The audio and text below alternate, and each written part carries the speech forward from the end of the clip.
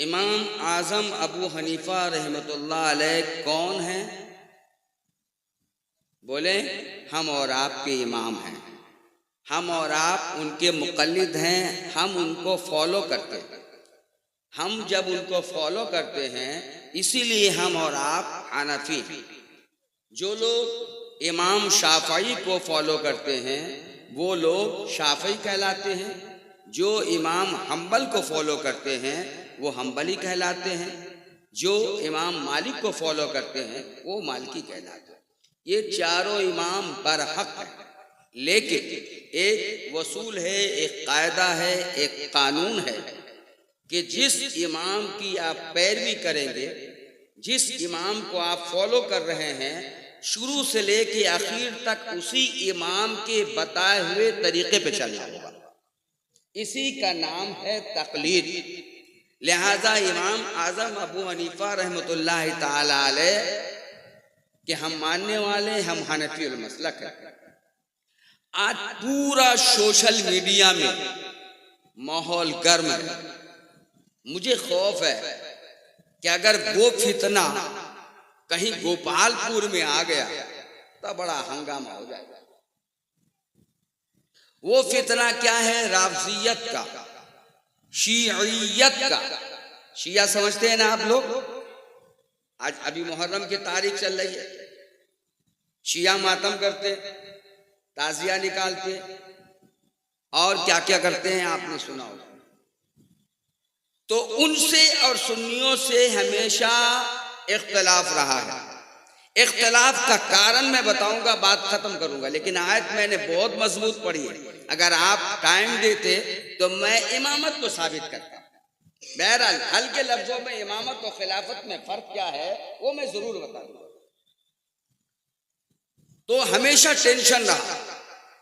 शिया का दावा है कि हम फ़िक़्ह हनफी नहीं मानते, हम इमाम आज़म को फॉलो नहीं करते, इमाम शाफ़ई को फॉलो नहीं करते, इमाम मालिक को फॉलो नहीं करते, इमाम हम्बल को फॉलो नहीं करते, हम गौसे पाक किसी को नहीं फॉलो करते, हम सिर्फ जाफ़र सादिक रज़ियल्लाहु ताला अन्हु को फॉलो करते। इमाम जाफ़र सादिक, इनके नज़दीक जो 12 इमाम हैं, ये शिया कहते हैं कि सुन्नी 12 इमाम को नहीं मानता। मेरे आला हजरत, आपके आला हजरत ने फतावा रज़विया शरीफ में लिखा है, हम तो ये अइम्मा अत्हार को मानते हैं, लेकिन जिस तरतीब से तुम मानते हो उस तरतीब से हम इमाम को नहीं मानते, है ना? जिस तरतीब से आप मानते हो हम उस तरतीब से नहीं मानते। हम इमाम जाफर सादिक को मानते। इमाम आज़म अबू हनीफा रहमतुल्लाह अलैह इमाम जाफर सादिक के शागिर्द हैं, छात्रों हैं। क्या है भाई? बोलो, छात्रों। वो औलादे रसूल इमाम जाफर सादिक निहायत ही संजीदा में जा, और उनके बेटे हज़रत इमाम बाकिर के भी शागिर्द इमाम आज़म अबू हनीफा, तकरीबन 7 सहाबा इकराम से इमाम आज़म अबू हनीफा ने तालीम हासिल की। इमाम आज़म अबू हनीफा के बाद इमाम शाफ़ई आए, इमाम मालिक आए, इमाम हम्बल आए। इसीलिए नुअमान बिन साबित को इमाम नहीं कहा गया, शाफ़ई को इमाम कहा गया, मालिक को इमाम मालिक कहा गया, हम्बल को इमाम हम्बल कहा गया, लेकिन नुअमान बिन साबित को इमाम नहीं बल्कि इमाम आज़म कहा गया। सबसे बड़े इमाम जिनको सारी दुनिया ने तस्लीम की। अल्हम्दुलिल्लाह हम हनफी मजहब हैं और सारा गोपालपुर हनफी है और हमें हनफी होने में नाज है। हम फ़िक़्ह जाफ़रिया का इनकार नहीं करते, हम तो उनके शागिर्द के मुक्तदी हैं। जो शागिर्द को इतना चाहता हो तो उनके उस्ताद को कितना चाहता हो। अब बताइए, अभी मौलाना बाबू कहे हमारे उस्ताद मौलाना रईस, मौलाना नूर आलम, मैं सोच रहा था या अल्लाह ये सब मेरे मुरीदों का नाम बता रहे है ना? तो निस्बत हो जाती है, नहीं निस्बत होती है ना? तो निस्बत से शय मुमताज होती है। बहरहाल मैं मुख्तसर में आपको बहुत बातें बतानी है आपको। तो वो कहते हैं कि हम फिक़्ह जाफरिया को मानते हैं, इमाम जाफर ने जो फतवा दिया हम उसी को मानते हैं। हम कहते हैं हम भी इमाम जाफर सादिक को मानते हैं, लेकिन तुम जो दलील पेश करते हो, सनद पेश करते हो, वो सनद सही नहीं है, वो सनद सही नहीं। जैसे इमाम बुखारी रहमतुल्लाह ताला अलैह ने 6 लाख हदीसों में 7,225 हदीसें निकाल के बुखारी शरीफ तरतीब की, 6 लाख हदीसों में, और उसकी सनद दी कि मैंने ये हदीस सुनी अपने उस्ताद से, उन्होंने फला से, उन्होंने फला सहाबी से, उन्होंने रसूलुल्लाह से सुना। इस तरह ये सनद शिया के पास नहीं है। बोलो, शिया के पास नहीं है। जब सनद नहीं है तो उनका मसला कैसे सही होगा? शिया का मसला सही नहीं होगा। अब आओ असल इख्तिलाफ की बात है। यहां पर डिस्टर्ब ना करो, हमें 12-15 मिनट दो बस। भाई मेरी बात समझ में आ रही है ना? हम तकरीर का जौहर नहीं दिखलाना चाहते। पहले आयत सुने, जो सेकंड जो मैंने आयत पढ़ी है, कुल ला असअलुकुम अलैहि अजरा। अभी मौलाना भी एक बात बोल गए, अब उसमें जो है ये इस्लाह होती जाएगी, देखते जाना। कुल ला असअलुकुम अलैहि अजरा इल्लल मवद्दत फिल कुर्बा। क्या माना हुआ? कुल, ए नबी फरमा दीजिए, ला असअलुकुम, मैं तुमसे कुछ नहीं मांगता, अलैहि, इस पर, यानी रिसालत पर, जो मैंने तुम्हें बताया, अल्लाह की पहचान दिलाई वगैरह। क्या मांगता हूं? इल्लल मवद्दत फिल कुर्बा, सिर्फ ये चाहता हूं कि मेरे करीबी लोगों से मोहब्बत करो। जिम्मेदार उलमाए कराम बैठे हैं, एक मुदर्रिस आला दर्जे के मौलाना उसामा साहब अल जामियतुल आसिया के मुदर्रिस भी हैं, अगरचे मेरे बेटे हैं मौलाना मसूद साहब, वो मौलाना साहब हमारे मेहमान खतीब। इनसे पूछिए कि कुर्बा कौन सा लफ्ज है, इस्म है या फेल है? ये कुर्बा इस्मु तब्जील का सेगा है। इस्मु तब्जील किसको कहते हैं? जैसे अकरम, बहुत इज्जत वाला, तो ये मुज़क्कर है ना? अकरब, बहुत ज्यादा करीब, यानी नियरेस्ट, बहुत ज्यादा करीब, उसी का मुअन्नस का सेगा कुर्बा है। इसका मतलब ये है कि मेरे करीबी रिश्तेदारों से तुम मोहब्बत करो। अब बहुत सारे शिया हजरात कहते हैं कि ये आयत से हजरत अली मुराद है, खातून जन्नत मुराद है, हसन और हुसैन मुराद है, बस यही लोग मुराद हैं। मैं बोलना चाहता हूं, ईमान से बोलो, कुरान उठाओ, कुरान की तफसीरें उठाओ। तुम अहले तशय्यो, तुम भी अपनी तफसीरें लाओ, हम भी अपनी तफसीरें लाते हैं, और तफसीर इब्ने कसीर को भी लाओ। ये आयत कहाँ नाजिल हुई? जब आप इस आयत पे गौर करोगे तो ये आयत मदीना में नाजिल नहीं हुई, मक्का में नाजिल हुई। मक्का में उस वक्त नाजिल हुई जब हजरत इमाम हुसैन पैदा नहीं हुए थे, जब हजरत इमाम हसन पैदा नहीं हुए थे, हजरत खातून जन्नत की शादी नहीं हुई थी। तो कौन लोग मुराद होंगे? बोले ईमानदारी के साथ। बुनु अब्बास, बुनु अब्दुल मुत्तलिब, रसूल का खानदान मुराद है पूरा, उनसे भी मोहब्बत करना होगा। रसूलुल्लाह की बीवियां मुराद हैं।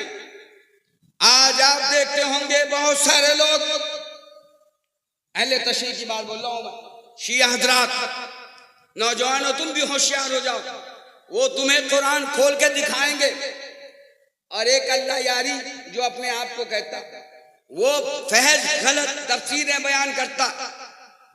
ये लोग आयत दिखाएंगे, इन्नमा युरीदुल्लाहु लियुज़हिबा अन्कुम रिज्सा अहलल बैति युतहिरुकुम तत्हीरा। अल्लाह चाहता ही अहले बैत तुम्हें हर आलूदगी से पाक करे, ये इसका मफहूमी माना हुआ। लेकिन इससे मुराद क्या लेते? हमारे कुछ मुक्ता हजरात भी यही बताते, अहले बैत 5 है। हालांकि हदीस में है, मैं उस हदीस को भी सुनाता हूं। हज़रत उम्मे सलमा रज़ी अल्लाह ताला अन्हा, जो रसूलुल्लाह सल्लल्लाहु अलैहि वसल्लम की बीबी थी, आपके घर में अल्लाह के नबी सल्लल्लाहु अलैहि वसल्लम जलवा बहार है। नबी कौनैन ने फरमाया, ऐना अली, अली कहाँ है? हाजिर है या रसूलुल्लाह सल्लल्लाहु अलैहि वसल्लम। ऐना फातिमा, हाजिर है या रसूलुल्लाह सल्लल्लाहु अलैहि वसल्लम। ऐना हसन वल हुसैन, हसन हुसैन कहाँ है? मेरे नबी ने चारों को बुलाया और उस पे चादर ततीर रख दी और कहा, अल्लाहुम्मा हाउलाए अहले बैती, ए अल्लाह ये मेरे घर वाले हैं। क्या कहा? ये मेरे घर वाले। हजरत उम्मे सलमा नबी की बीवी, उन्होंने कहा, या रसूलल्लाह मैं भी। हुजूर ने फरमाया, इसी नुक्ते को तवज्जो देना, जब उनकी बीवी ने कहा या रसूलल्लाह मैं भी, तो हुजूर ने फरमाया, अंती अलल खैर, तुम तो भलाई पे हो। यानी तुम्हारे लिए तो कुरान के सूरह अहज़ाब की आयत नंबर 10 नाजिल हो चुकी कि अहले बैत, ए नबी के घर वालों, अल्लाह का यही इरादा है तुमसे आलूदगी को दूर कर दे। गोया उस आयत से वाज़ेह तौर पे आया 9 नंबर आयत, 8 नंबर आयत, 7 नंबर आयत, 6 नंबर आयत में अहले बैत से खिताब किया अल्लाह ताला ने, और 10वीं नंबर आयत में डिक्लेयर कर दिया कि हमने पाक कर दिया अहले बैत। अब लोग कहते हैं कि नबी की बीबी अहले बैत नहीं है। सुनो मेरी बात, बैठ जाओ, मेरी बात समझ आ रही कि नहीं? कल को बात मार्केट में फैलाना ताकि तुम्हारे इल्म में इजाफा हो जाए। लोग कहते हैं, शिया कहते हैं कि नबी की बीबियां अहले बैत नहीं है। मैं पूछना चाहता हूं एक बस्ती वालों, अहलुल बैत का माना क्या हुआ? घर वाले। घर वाले। आप अपनी बीवी को क्या कहते हो? घर वाली कहते हो ना। तो अगर हम कहें कि तुम्हारी बीवी घर वाली नहीं है, अच्छा लगेगा या बुरा? अब ये नबी की बीवी को कहते हैं ये अहले बैत नहीं, समझ में आ रही है? नबी की बीवी को कहते हैं अहले बैत नहीं। अब कुरान से मैं साबित कर दूं, निकालो तो कुरान शरीफ, सूरह हूद आयत नंबर 60 के अंदर हजरत सारा रज़ी अल्लाह ताला अन्हा, जो हजरत इब्राहिम अलैहिस्सलाम की बीवी थी, उम्र हो गई थी लेकिन औलाद, बोलो बोलो, औलाद नहीं हुई। तब ना अल्लाह ने हुक्म दिया कि इब्राहिम हाजरा से शादी कर लीजिए। हाजरा से इस्माइल पैदा हुए और सारा की उम्र हो गई थी, हजरत सारा की उम्र हो गई थी, बूढ़ी हो गई थी, और हजरत इब्राहिम वाली शैखन बूढ़े हो गए थे। लेकिन अल्लाह की तरफ से फरिश्ता आया और जब कहा तो हजरत सारा क्या कहती हैं कि ताज्जुब की बात है, मैं बूढ़ी हो गई, अब मेरा शौहर भी बूढ़ा है, अब इस उम्र में मुझे बच्चा पैदा होगा, है ना, बच्चा पैदा होगा। ये तो बहुत अजीब बात है, ये तो बहुत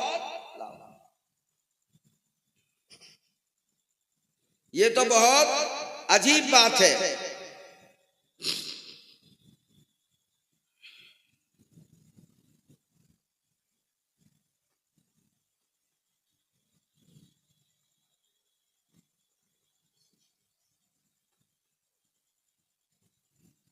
तो सूरह हूद है ना, मैं आपको आयत इसी पढ़ के सुनाता हूं, इसमें तलाश करो। तो क्या हुआ कि हजरत इसहाक पैदा हुए। कुरान ने कहा या अहले बैत, उसी हूद में अभी दिखाऊं आपको मैं, अहले बैत कहा तो अहले बैत से मुराद कौन हुई? सारा हुई कि नहीं? बोलो बोलो बोलो, अरे আমার কথা বুঝছো कि ना बाबा? बोलें तो बुझें तो 2 मिनट और। तो अहले बैत से मुराद कौन कौन लोग हैं बोलो? नबी की सारी बीबी, बनु हाशिम, बनु अब्बास, बनु अब्दुल मुत्तलिब, सारे के सारे अहले बैत हैं। क्यों कि कुरान की आयत से रसूलुल्लाह की बीबियां अहले बैत साबित होती हैं और हदीस रसूल से हजरत अली, हजरत फातिमा, हजरत हसन और हुसैन साबित होते हैं। अब शिया का कहना है कि हम अबू बकर सिद्दीक रज़ी अल्लाह ताला अन्हु को खलीफा अव्वल नहीं मानते, हजरत उमर को गाली देते, हजरत अबू बकर को गाली देते। सुना है कभी? शिया हजरत अबू बकर को गाली देते, हजरत उमर को गाली देते। और इन शिया की किताब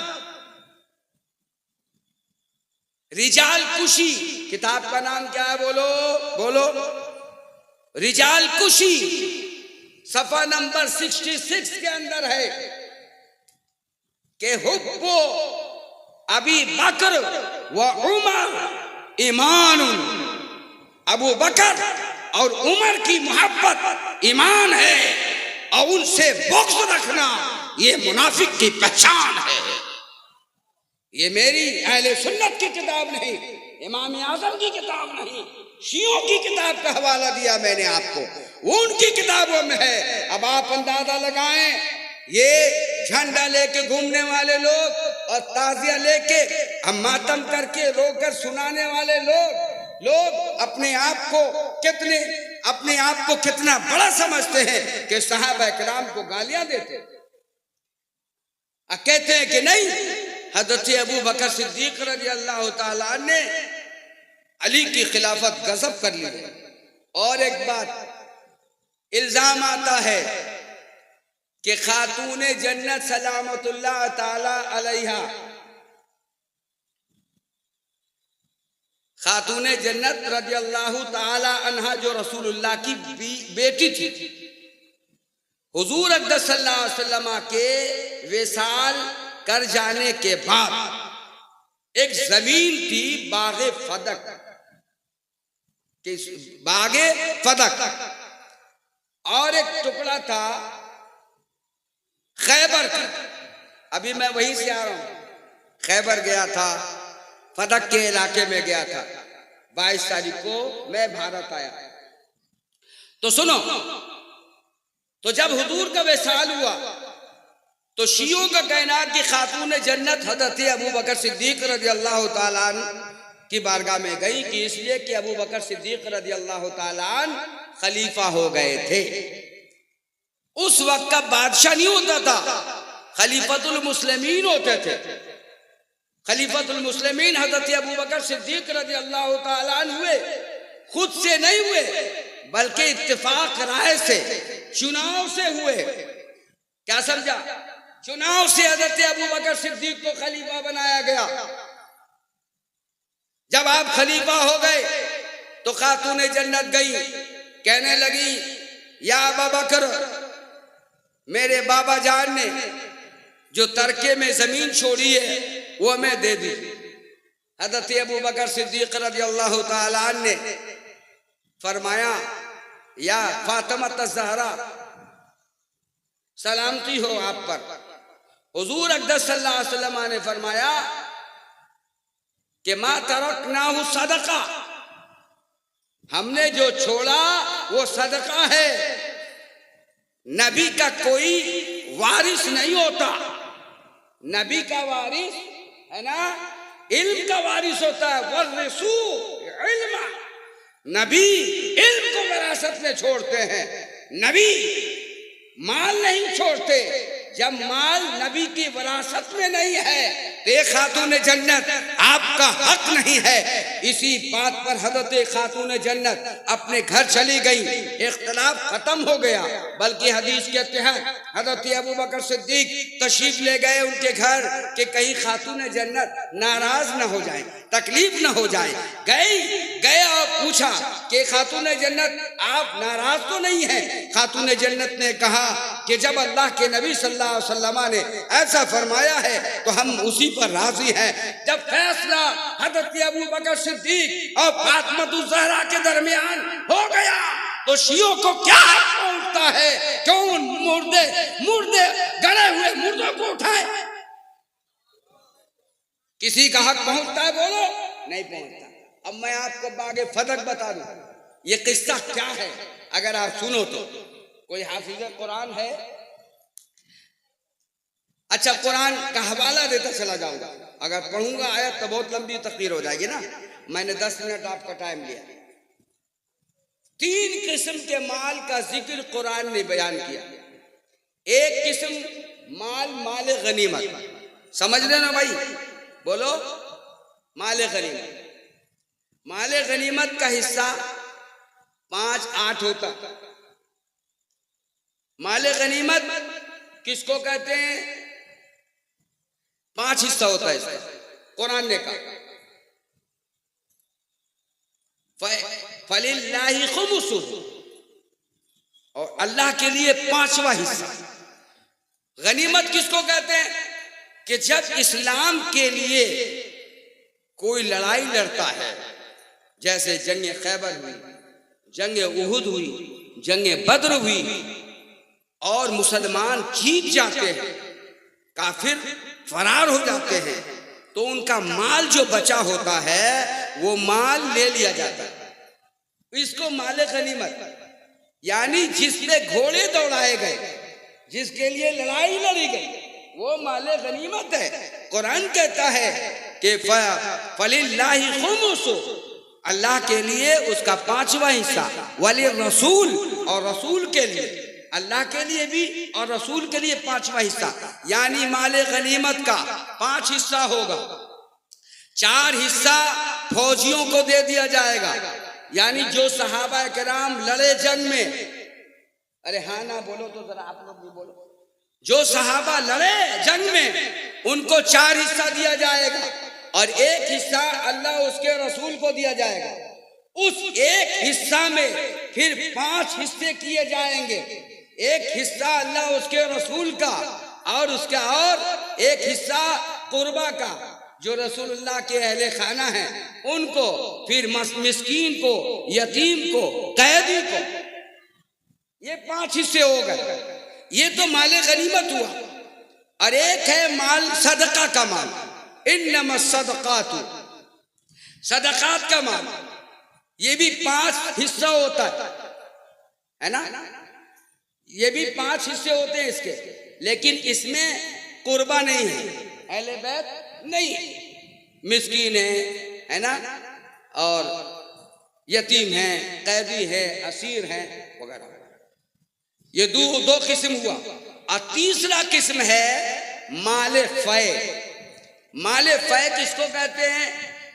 कि जैसे जंग हुई, लड़ाई हुई, खैबर में जीत गए, खैबर फतह हो गया, यहूदी हार गए, लेकिन यहूदियों ने समझौता किया, कुछ माल दिया। बंगला में क्या कहते हैं? कुछ माल दिया कि हुजूर ये माल ले लीजिए या इतनी जमीन ले लीजिए, हमको यहां रहने दीजिए। जीत तो आप गए, विजय आपकी हुई, लेकिन हमको रहने दीजिए, इतनी जमीन आप ले लीजिए।